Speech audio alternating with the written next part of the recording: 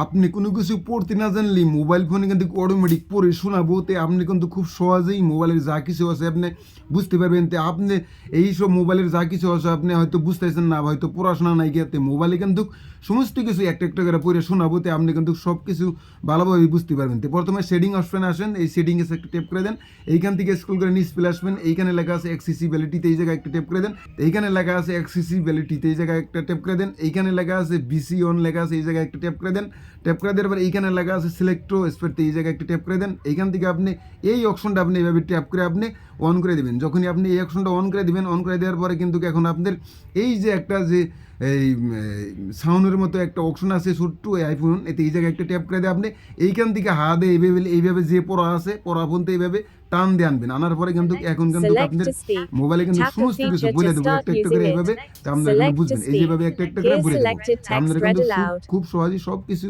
বুঝতে পারবেন। তো এইভাবে কিন্তু আপনারা মোবাইলের যা কিছু আছে সব একটা একটা করে পড়ে শুনতে পারবেন। তো ভিডিওটা সেভ করে দেন, অ্যাকাউন্টটা ফলো করে দেন, ভিডিওটা শেয়ার করে দেন।